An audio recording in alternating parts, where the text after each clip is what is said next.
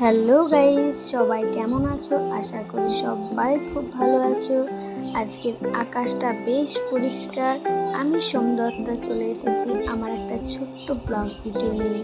তো শরতের আকাশটা পরিষ্কার আর সকাল সকাল পুজো করতে খুবই ভালো লাগে। আমার পুজো কমপ্লিট করে আমার ছেলেকে একটু রেডি করে দিচ্ছিলাম। তো ও ব্রাশ করে এসে বলছে, মা তুমি আজ ব্লগ ভিডিও বানাবে? তা আমি বললাম হ্যাঁ, সবাই যখন বলছে দিদিভাই তুমি ব্লগ ভিডিও বানাও। তো আমিও ভাবলাম যে আজকে ফার্স্ট টাইম সকালের মুহূর্তটা একটা ছোট্ট ব্লগ ভিডিওর মাধ্যমে তোমাদের শেয়ার করি। তো এবার চলে এসেছে আমি রান্নাঘরে। দেখো আমি এখন ভাত প্রায় হয়ে এসেছে। তো ভাতের মধ্যে কয়েকটি আলু সেদ্ধ করতে দিয়ে দিয়েছিলাম। এবার ছেলে বলছে গজা খাবো, তা আমি ওকে একটু গজা দিয়ে দিলাম। ও বসে বসে এখন থাক, আমি রান্না করব। তো দেখো ভাতের মধ্যে আলু সেদ্ধ করতে দিয়ে দিয়েছিলাম আর এদিকে মশলা করে রেখেছিলাম।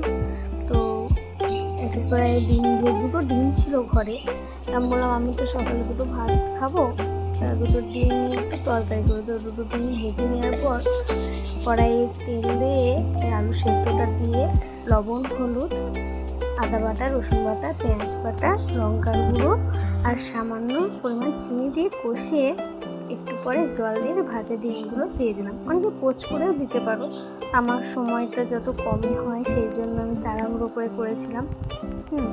যে ছেলে খাবে আমি খাবো।